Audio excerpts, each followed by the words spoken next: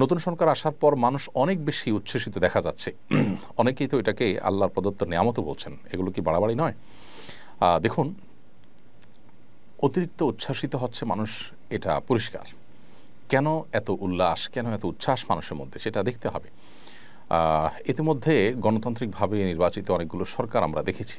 আমাদের দেশের স্বাধীনতার পর যতগুলো সরকার এসেছে, গণতান্ত্রিকভাবে নির্বাচিত সরকার আসার পরও মানুষ এতটা উল্লসিত, অর্থাৎ নিজের ভোটটা দিয়ে মানুষ সরকারকে বসাতে পেরেছে, এরপরও মানুষকে এতটা উল্লসিত এবং এতটা আনন্দিত হতে দেখা যায়নি এবার যতটা আনন্দিত। কারণ কি?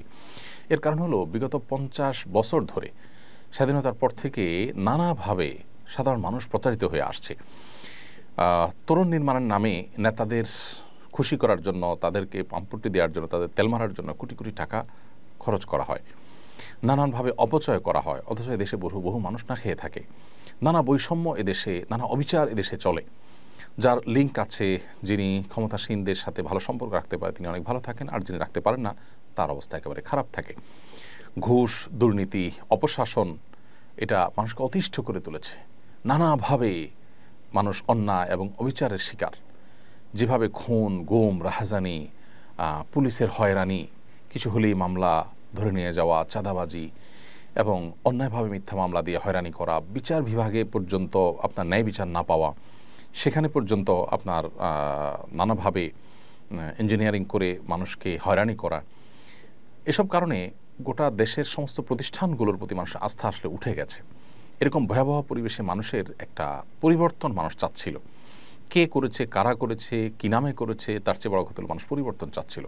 তরুণরা সেই চেষ্টা করেছে এবং তরুণদের একটা ন্যায্য দাবি ছিল এবং তাদের প্রতি মানুষের একটা আস্থা তৈরি হয়েছে যে তাদের কমিটমেন্ট ছিল, তারা খুবই কনফিডেন্ট ছিল, সেটা দেখে মানুষ আস্থা তৈরি হয়েছে। সবচেয়ে বড় কথা হলো যে মানুষ যখন দেয়ালে পিঠ থেকে যায় তখন আসলে খড়কুটা ধরেও মানুষ বাঁচতে চায়, সেখানে তরুণরা তো যথেষ্ট আস্থার জায়গা তৈরি করতে পেরেছে। সো এই জন্য মানুষের মধ্যে অনেক উচ্ছ্বাস উল্লাস দেখা যায়। কিন্তু আমরা বাঙালি সবসময় হুজুগে, আমরা যখন খুশি হই তখন অনেক বেশি হয়ে যাই, যখন বেজার হই তখন অনেক বেশি বেজার হয়ে যাই। যাকে মাথায় তুলি তাকে মাথায় তুলে অনেক বেশি তুলে ফেলি, আবার যাকে ফেলে দেই তাকে একেবারে পায়ের নিচে ফেলে দিই। এটা আমাদের একটি সমস্যা বলতে পারেন। তো এই জন্য অতিরিক্ত বাড়াবাড়ির জায়গা থেকে আমরা এটাকে আল্লাহর নেয়ামত বা আল্লাহ প্রদত্ত ডাইরেক্ট এরকম কিছু বলছি। হয়তোবা আল্লাহ তাআলা এটা আমাদের প্রতি অনুগ্রহ করেছেন, সেজন্য দিয়েছেন, মাজলুমের প্রতি রহম করেছেন আল্লাহ তাআলা। আবার হয়তো এটা আমাদের জন্য নতুন কোনো ফাঁদ, কী যে হতে যাচ্ছে বা এটার পরিণতি কী দাঁড়াবে সেটা আসলে এই মুহূর্তে মন্তব্য করা কঠিন। তবে আমরা আশাতে করব অবশ্যই ভালো কিছু আল্লাহ তাআলা যেন দান করেন আমাদেরকে। অতএব এই বাড়াবাড়িটা আমাদের করা যাবে না। বিগত 50 বছর ধরে মানুষ যে নিগৃহীত, মানুষের যে জীবনের নিরাপত্তা, মানুষের খাদ্যের নিরাপত্তা, মানুষের ন্যায় বিচার পৃথিবীর অন্যান্য দেশে যেরকম মানুষ পায় নিশ্চিন্তে, সেরকমটি বাংলাদেশে হয়নি।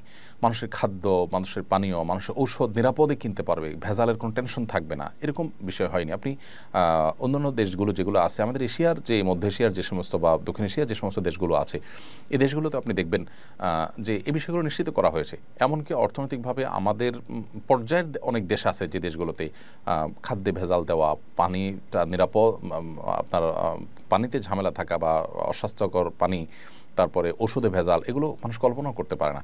ন্যায় বিচার সেখানে আছে, প্রতিষ্ঠা করা হয়েছে। আমাদের এই দেশটিকে নানাভাবে নিজেদের স্বার্থের জন্য প্রতিষ্ঠানগুলো ধ্বংস করে এমনভাবে শেষ করা হয়েছে যে মানুষ আসলে আল্লাহর কাছে ফরিয়াদ করছে রীতিমতো। সো এই নতুন যে সরকার আসলো, এ আসার পর মানুষের প্রত্যাশাও সেজন্য অনেক বেড়েছে, মানুষের উল্লাস অনেক বেশি। তবে উল্লাস না করে আল্লাহর কাছে শুকর আদায় করা উচিত। আমাদের অহংকার করা উচিত নয়।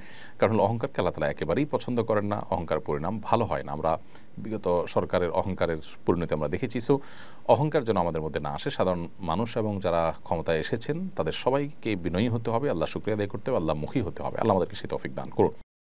আস-সুন্নাহ ফাউন্ডেশন, উম্মার স্বার্থে সুন্নাহর সাথে।